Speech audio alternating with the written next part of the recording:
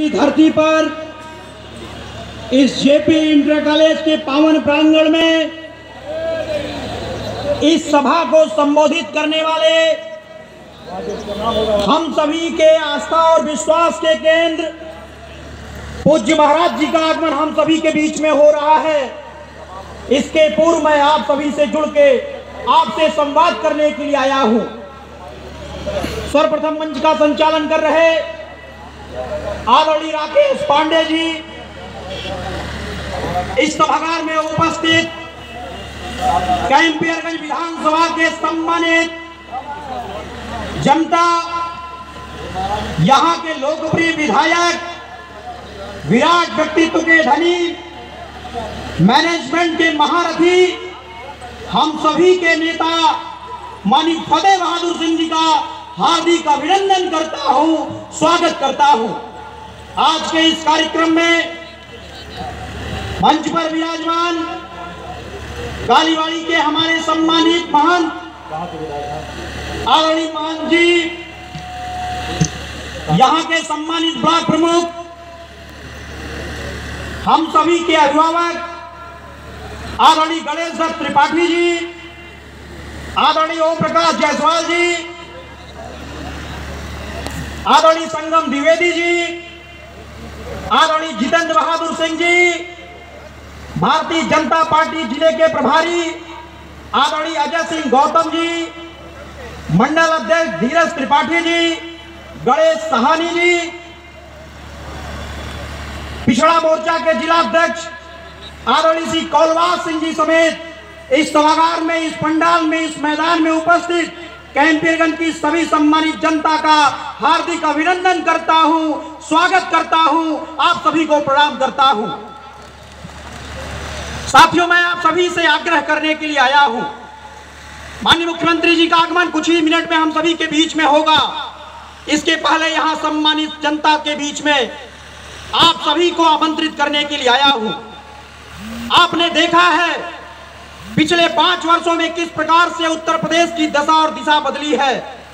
पूज्य महाराज जी ने अपने तपस्याओं की तेज से उत्तर प्रदेश का सर्वांगीण विकास किया है।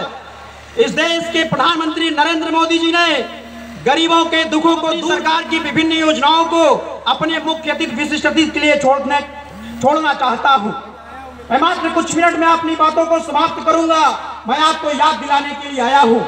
साथियों, याद करिए 2017 से पहले उत्तर प्रदेश की धरती दंगों की आग से कराह रही थी। आप याद करिए 2017 से पहले इस उत्तर प्रदेश में किस प्रकार से किसानों का गन्ने का भुगतान न करते हुए किसानों के पेट पे लात मारने का काम ये समाजवादी पार्टी कर रही थी। मैं आपको याद दिलाना चाहता हूं, यही उत्तर प्रदेश की धरती है जो भ्रष्टाचार, गुंडाराज, जंगलराज के आकंठ में डूबा हुआ था। मैं आपको याद दिलाना चाहता हूं, जो वर्ग विशेष की राजनीति करने वाले उत्तर प्रदेश के लोग कुछ गिने चुने लोगों को ही लाभान्वित करते हुए इस उत्तर प्रदेश की जनता के धनों को लूट के अपने साम्राज्य का विकास करते थे।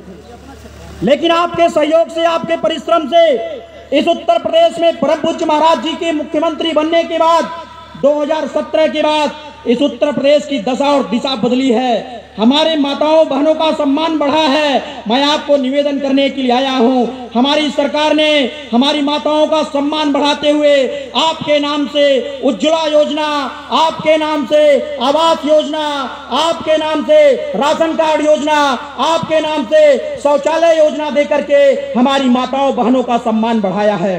भारतीय जनता पार्टी की सरकार बनने के बाद भारत की शक्ति दुनिया के सामने प्रदर्शित हो रही है। आज पूरी दुनिया हमारे देश के यशस्वी प्रधानमंत्री नरेंद्र मोदी जी का गुणगान कर रहे हैं। मैं पंक्तियों के माध्यम से अपनी बातों को कम समय में रखने का प्रयास करता हूं।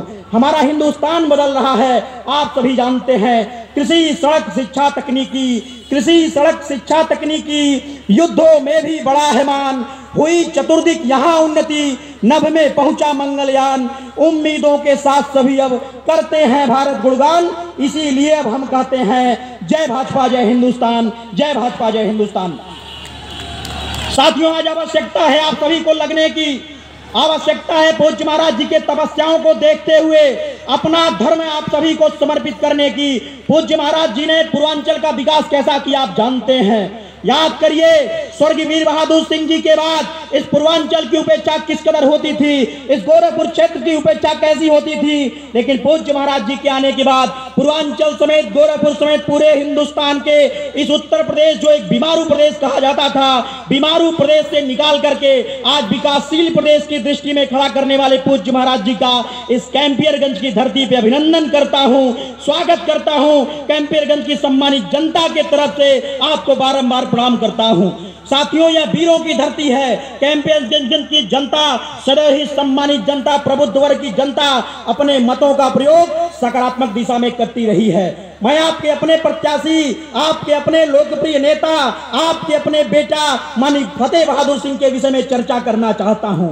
आप जानते हैं किस प्रकार से पिछले लंबे समय से, मुझे याद है जब हम लोग बचपन में छोटे छोटे हुआ करते थे, तब भी विकास पुरुष के नाम से माननीय फतेह बहादुर सिंह जी का डंका पूरे कैंपियरगंज विधानसभा में बजता था। मुझे ठीक प्रकार से याद है जब अन्य विधानसभाओं में कच्ची सड़कें होती थी, पगडंडी होती थी, तब हमारी कैंपियरगंज की विधानसभा के समस्त गलियों में आरसीसी सड़क हुआ करता था। ऐसे विकासशील पुरुष के लिए, ऐसे अपने यशस्वी नेता माननीय फतेह बहादुर सिंह जी के लिए आपसे निवेदन करने के लिए आया हूं। साथियों, याद करिए वो कोरोना का महाप्रलय, जब ये सपा और बसपा के लोग चूहों के भांति अपने बिलों में दुबके हुए थे, तब अपने यशस्वी नेता माननीय फतेह बहादुर सिंह जी गांव-गांव में घूम करके आपके बीच में राशन पहुंचाते हुए आपके संकट को दूर करने में अपना सर्वस्व समर्पित कर रहे थे। ऐसे नेता के लिए आपसे समर्थन मांगने के लिए आया हूं।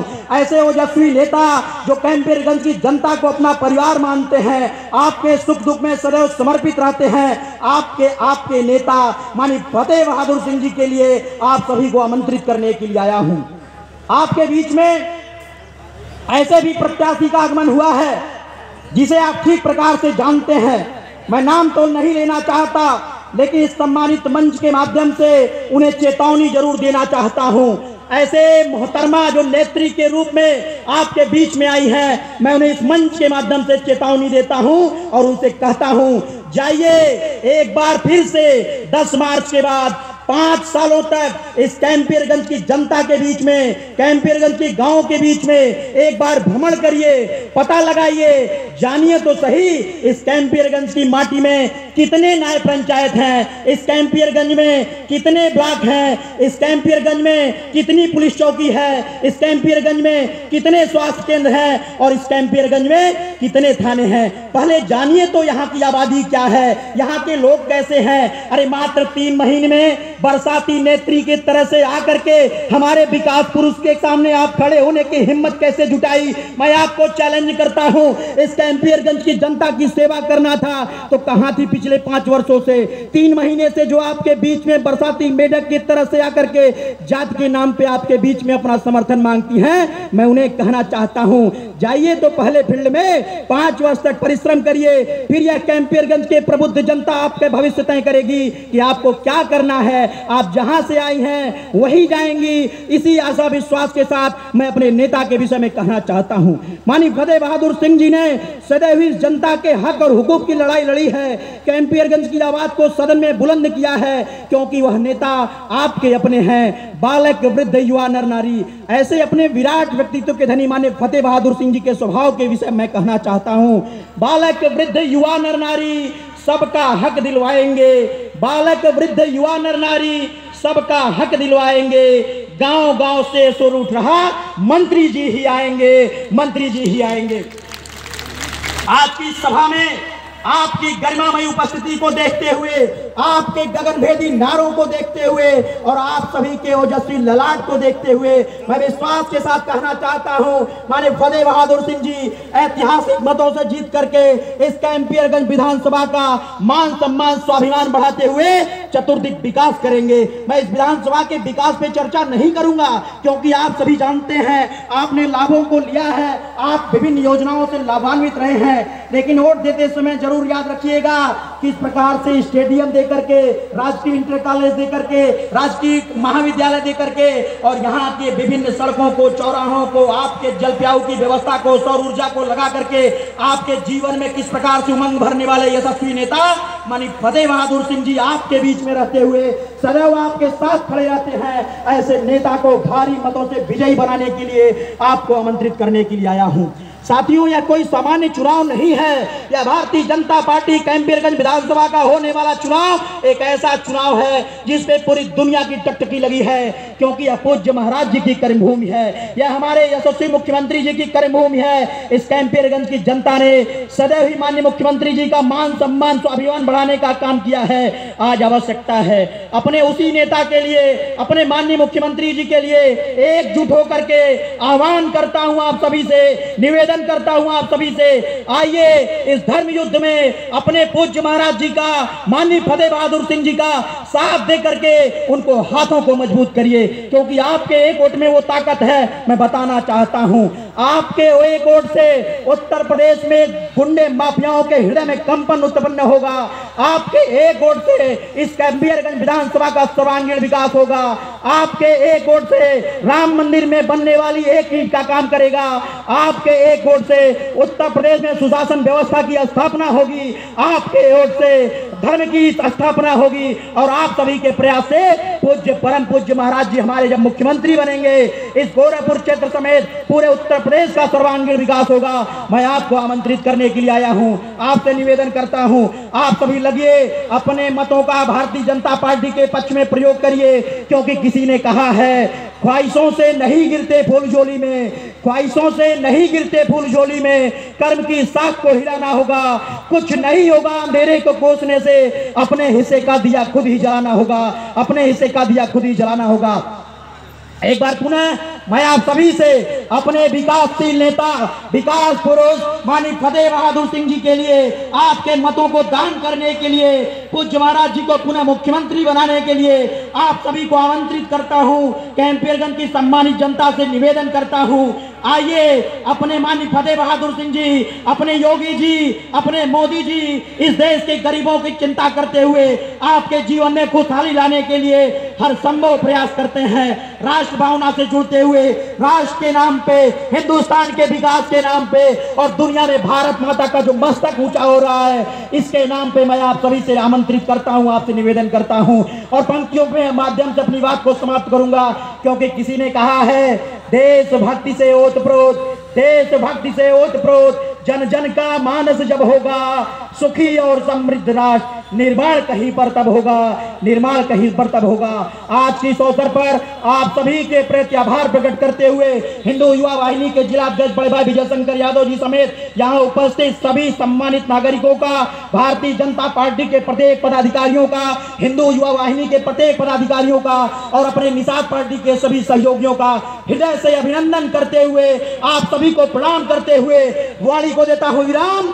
जय जय श्री राम।